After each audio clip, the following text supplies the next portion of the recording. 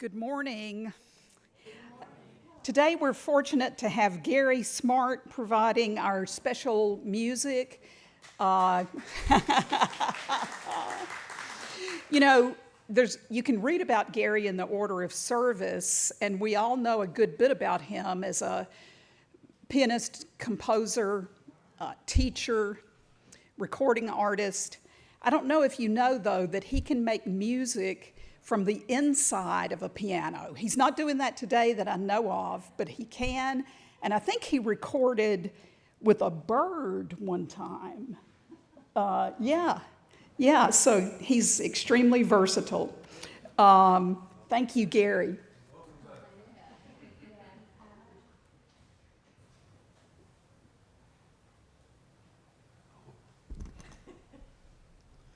Good morning. I didn't realize I am the first thing. I'll put the music rack down since I'm not going to use it. I'd like to start with a melody, a song by Leonard Bernstein. We all think of him as a conductor, a great American conductor, but he also was a composer. And he began writing musicals. Of course, he wrote the great West Side Story.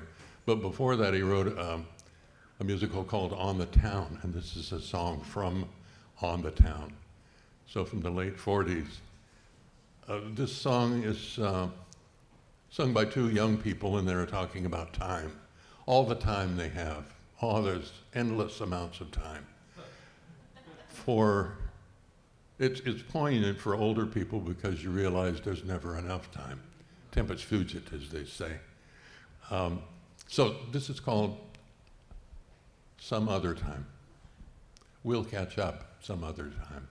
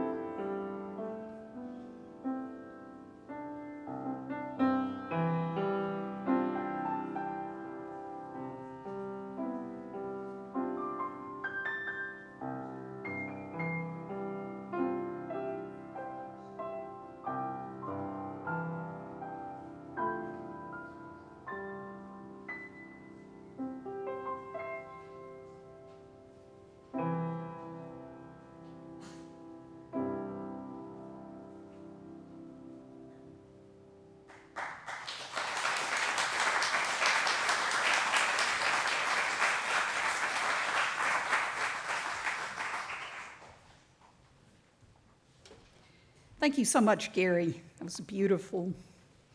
Our opening words this morning were written by Everett Howe. How does it happen, this transformation? Arriving from many directions, one bearing snacks, another the workday's toll of tension, one anxious for family dinner, one thinking of the parents' sickbed or a child's, one joyful from a day well spent, and one still processing the pain of another revealed in confidence. How do we do it? How do we become whole? A body, each listening to the other, pondering ideas not our own, building together, wiser and more compassionate than any of us alone, creating and calling the spirit of life, living the spirit of love, and then leaving, returning to the home or the workplace, to the family or the empty room, to the sick parent or child, or to walk quietly before sleep, thinking of this day. How do we come together? How do we make this time sacred? One way we make this time sacred is by singing together. So I'll invite you to rise in body or spirit to join in singing our opening hymn, number 360, Here We Have Gathered, as the song leaders come up to lead us.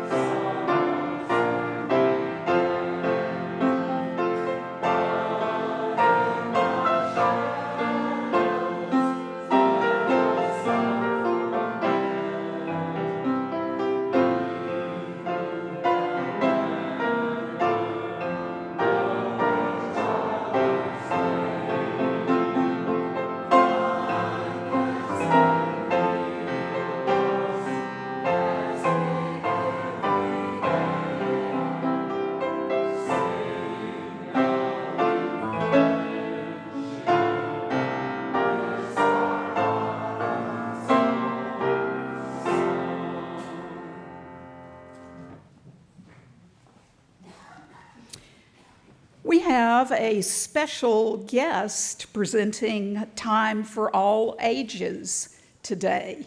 Welcome, Todd Avery.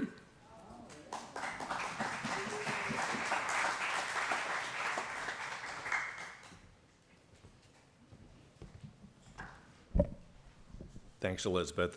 Good morning, everybody. Good morning.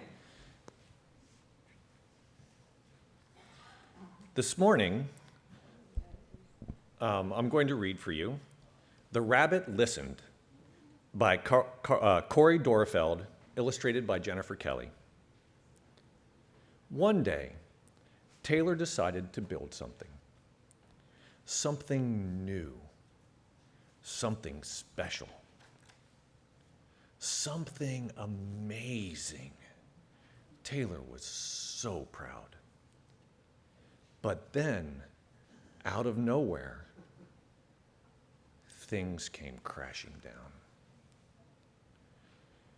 The chicken was the first to notice.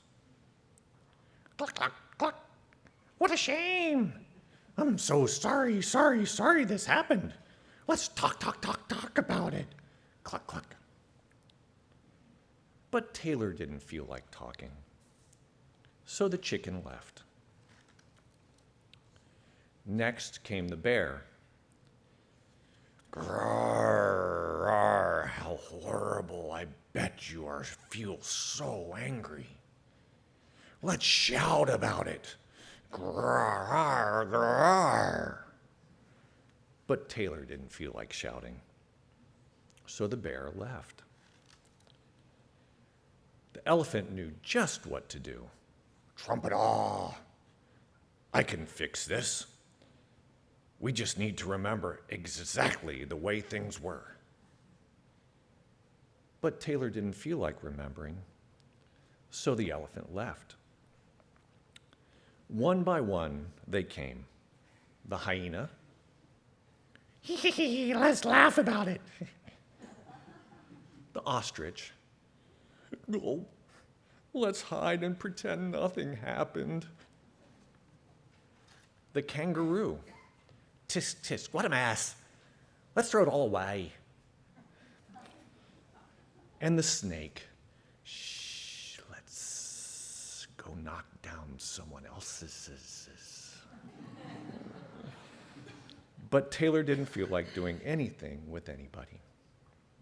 So eventually, they all left until Taylor was alone.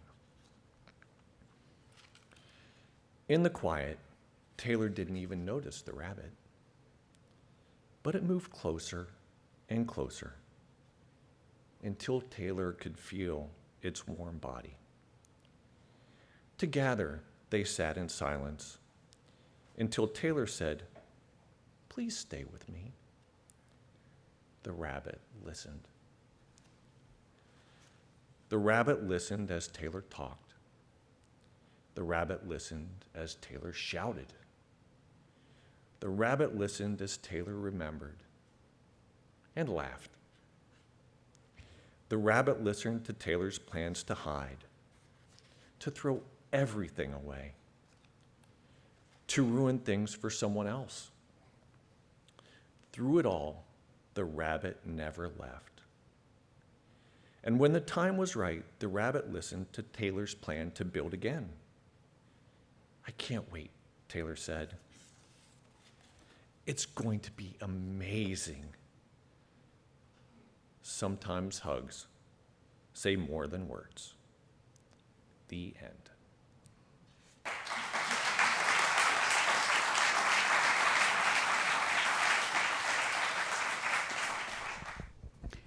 Wow, let's have him back.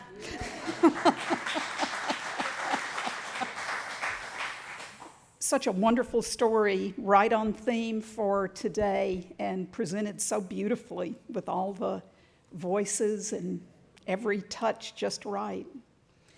Good morning. My name is Elizabeth DeCoux, and it's my privilege to serve as your worship leader today. Wherever you've come from, whatever you've been doing, whatever path led you here, we warmly welcome you. We're so glad to see you.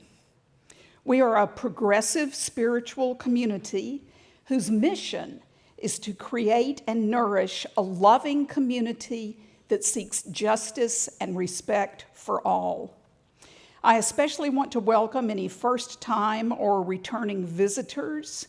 If you are a visitor, I hope you will stop by the welcome table back by the entrance door and let us share some information with you and get to know you a little better.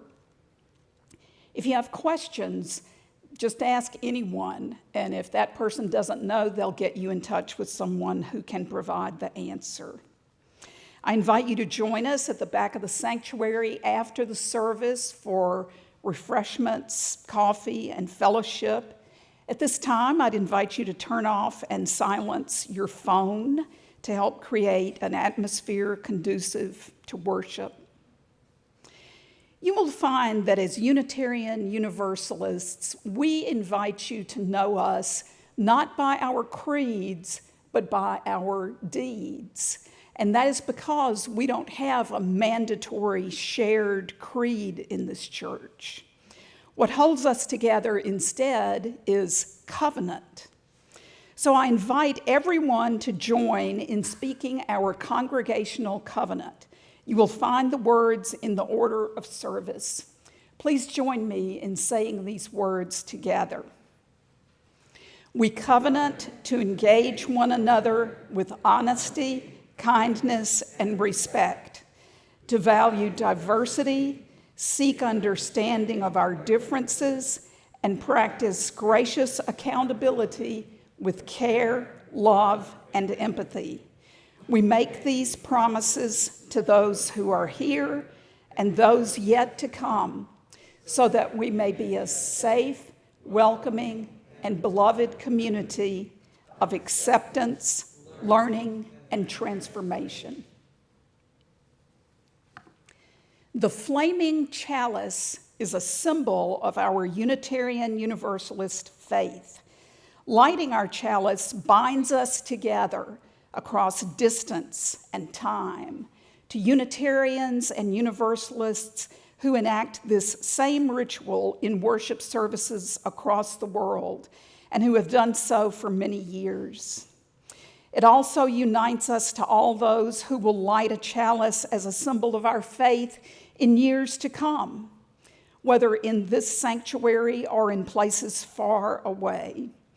I invite Carl Moody to come forward and light our chalice this morning as I recite the words of Napoleon Lovely. We light this chalice to affirm that new light is always present, waiting to break through to enlighten our ways, that new truth is always present, waiting to break through to illumine our minds, and that new love is always present, waiting to break through to warm our hearts. May we be open to this light and to the rich possibilities that it brings us. Thank you, Carl. I invite you to rise in body or spirit and join in singing our call to worship. You'll find the words in your order of service.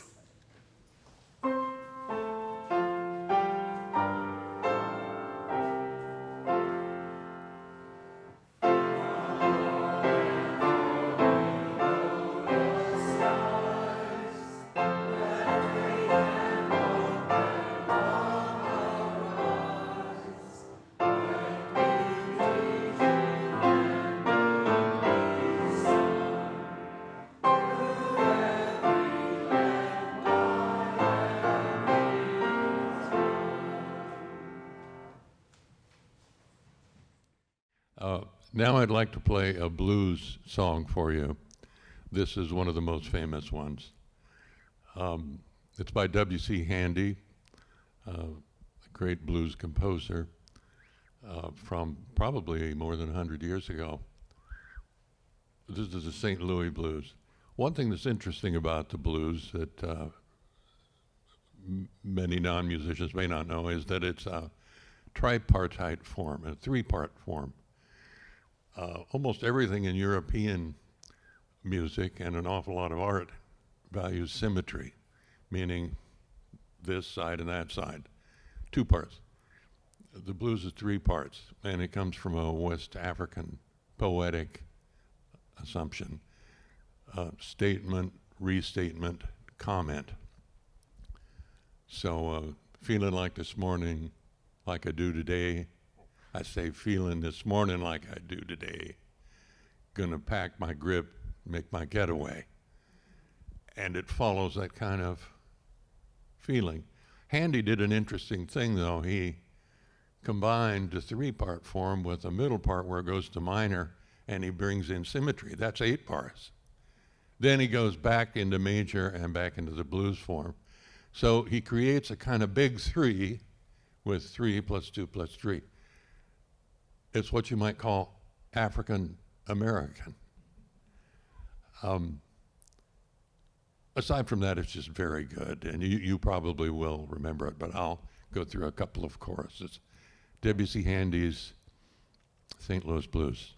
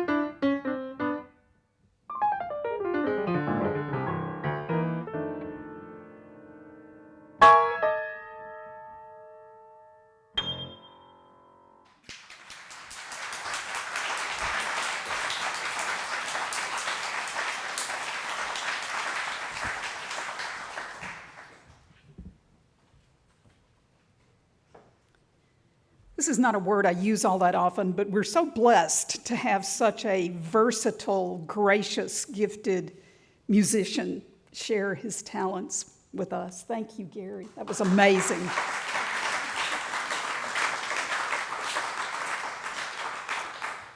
As our offertory ushers, Jim Wood and Bruce Crystal, come forward this morning, I invite you to participate in the practice of giving. There are many ways to give, all the newfangled ways like the QR code in your order of service or our website. Whatever method you choose, I invite you to take the plate when it comes to you and hand it to your neighbor as part of this ritual. At the conclusion of the offering, I'll invite you to stand in body or spirit and join in hymn number 123, Spirit of Life.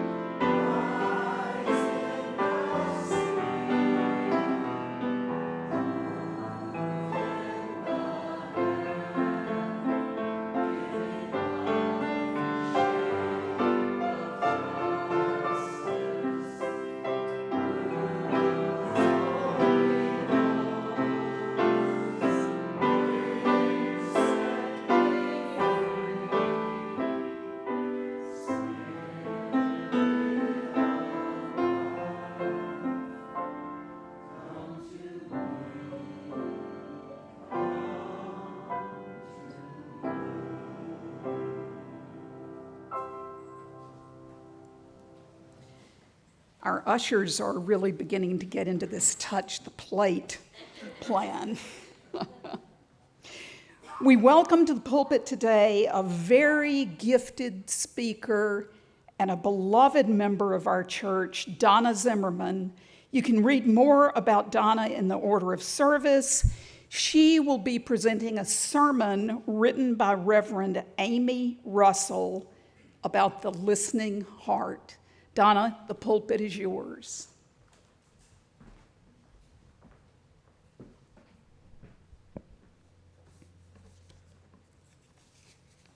Good morning.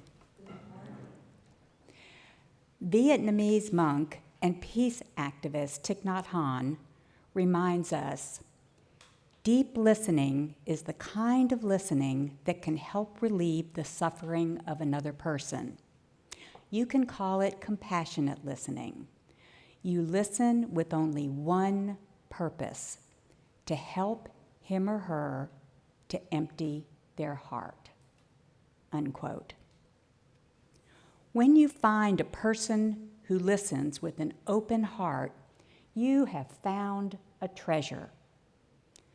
Being heard by a person who listens without judgment, without their own agenda, can be transformative. It feels like you are emptying your heart of all its petty worries and fears. You feel washed anew with compassion. The author of this sermon, Reverend Russell, goes on to say, "A person who gave me this gift of deep listening was my grandmother. We called her Pet. I only had a long-distance relationship with her. Growing up, my family would visit my grandparents who lived in Ohio every summer on their farm. I have wonderful storybook kind of memories of helping my grandmother pick corn and beans from her garden while she listened to us tell her about our lives. There was a kind of quiet peace that settled over me when I was working beside her, and she would encourage me to tell her about my best friend at school or what kind of books I was reading, things like that. Later, as an adult, I moved to Dayton, Ohio, and had an entirely different relationship with her, now living just a few minutes away. As a young working mother, I didn't always have a lot of time to spend with her, but I made a habit of visiting her almost every Saturday morning. It felt so special to me to have her undivided attention, since growing up with lots of siblings meant that every visit with her in the past had to be shared. Now, as an adult, I had her all to myself. We developed a true friendship. She would tell me about her life and the difficulties she had had to overcome as a divorced working mother. I learned who she was as a person, not just my grandmother. What I remember most about that time was how she listened to me as I shared my life. There was something special about our relationship. She listened without judgment. I shared some of the difficulties in my marriage at that time, and I felt as I shared that she cared about me deeply and didn't judge or offer advice. It was a unique and special time. I must say that it helped me overcome a difficult period that I might not have negotiated as well without her gift of deep listening. I remember one afternoon during that time, driving home from work, I experienced some chest pressure and pain. I felt like I couldn't breathe. I drove myself to an emergency room thinking that I was having a heart attack. After an EKG and an examination by a doctor, I was told that I was probably experiencing a panic attack. I was asked whether I had a lot of stress in my life. I was so embarrassed that I somehow had not been able to see what my stress was doing to me. After I left the hospital, I immediately drove to see my grandmother and dissolved into tears when she came to the door. After explaining what had happened and how embarrassed I was, she gently told me that maybe it was time that I started taking care of myself instead of just taking care of everyone else in my life. After listening to me for so long, she finally offered me her gentle advice. I knew that she was right because she had listened. I felt heard. Learning how to listen is learning how to love. What a wonderful idea. That if we learned how to listen without an agenda, without preparing ourselves for the response, without judgment, we could love better. How many times in our families do we really do this? Sit down and listen to our partner, to our children, or to a friend who might really need it? Adam DeCoux in The Listening Life says, "We need to learn how to listen because all the talking in the world will not make our relationships what we want them to be, and it will not make us into the kind of person that we want to be. Our longings for intimacy will not be satisfied through one-way conversation and interactions that just feel like competitions. We learn how to listen because we want to learn how to love," unquote. DeCoux says that listening is a practice of focused attention. He says hearing is an act of the senses, but listening is an act of will. We choose to listen, and we choose it because we want to intentionally deepen our relationships. If we listen with an intention to fix someone or judge what they are saying, that is a way of keeping our power in the relationship. But listening with an open heart and an open mind gives our power away. Good listening shifts any power dynamic on its head, DeCoux says. If we are in a relationship where someone is feeling that we hold all the cards, listening without an agenda is a way to shift the power dynamic. A good listener becomes someone we want on our side. That person can be trusted if they prove that their listening is not tied to their personal agenda. When our friend or partner listens deeply to what we are saying, we see it in their eyes, not judgment, but caring. Our hearts open. We relax, and we start to pour out what's in us. When the person reflects back what we have said, not in that stiff therapist kind of way, but in a way like they truly want to understand what they heard, that makes us want to share even more. When we hear that the person understood our feelings, we feel validated. When their body language is attentive and open-stanced, we get that they are open to us. When they respond with caring, not judgment, we feel held and loved. That kind of listening is life-changing. It's also reflected in our values and our covenants. When we learn how to listen to each other in our families, then we can learn how to listen to each other in our congregations. Our journey circles are all about that kind of deep listening. There is embedded in the format a time when each member gets to speak uninterrupted about their experience of the theme. It's a time when we just listen. We don't offer advice. We don't ask questions. We just listen. I think this is deeply healing for people. Many of you find this in some other small group discussions, in affinity groups, maybe committee meetings, book discussions, social gatherings. I hope you all find a place in our church where you can feel listened to. And if you haven't found it yet, let me know. I'll help you find it. In this time of polarization across our country, it may be a time when we need to learn to listen to people with whom we disagree. Many of you have shared that you have relatives or friends who have very divergent political views.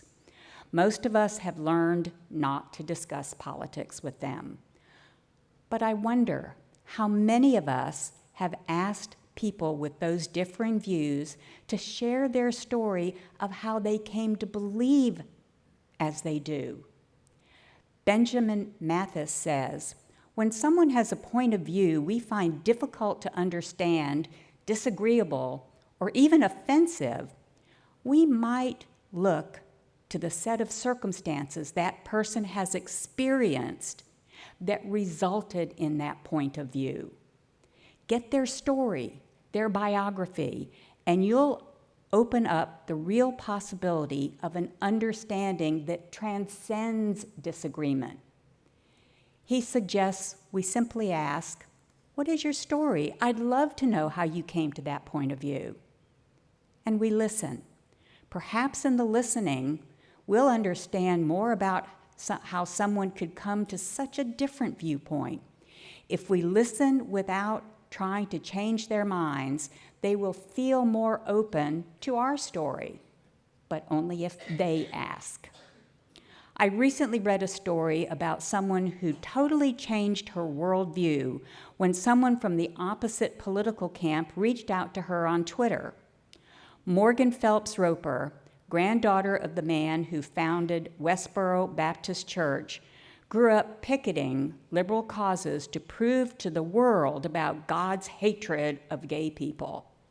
She had been brought up in a loving, religious family who educated her to be part of the world, even when, as she was told, the world was evil.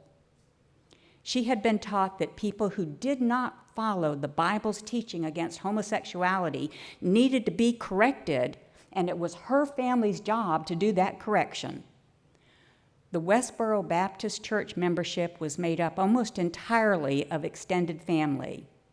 Her mother was their spokesperson. But in 2012, when Megan had taken on the role of Twitter social media communication, she started receiving some Twitter feed from some loving and compassionate people. Instead of telling her how deranged her viewpoints were, they asked her to explain her point of view. Then they would gently point out inconsistencies in the teachings that she had been led to believe. They were not condemning her. They were opening up conversations and listening to what she had to say. For the first time, she began to have doubts about her family's belief structure. She says it was the compassionate outreach coming from those Twitter followers who made her feel heard. She began to question everything she had been taught. She left her family with her younger sister a few months later. She has now written a book called Unfollow. I think of the people who reached out to her and offered to hear her story, asking her about what led to her beliefs. They changed her life by listening and compassionately hearing her story. Megan Phelps Roper urges us to learn to reach out to those with whom we disagree in good faith, trying to understand their experiences and their motives. It might make a difference. In the Hebrew Testament, the Lord asked King Solomon what he wished for. Solomon, who we know was a wise person, answered that he wished for what is usually translated as an understanding heart. But in Hebrew, it is literally translated a listening heart. Learning how to listen is learning how to love. Learning how to have truly open and listening hearts to everyone around us. It might make a difference to a world that needs listening. May it be so.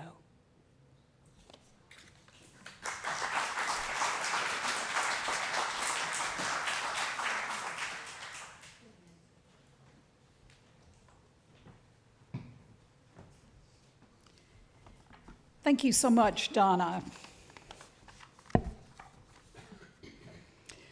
Please rise in body or spirit and join our song leaders in singing our closing hymn, which is number 346, Come Sing a Song with Me. We'll sing all the verses, and please remain standing afterward for the benediction and chalice extinguishing.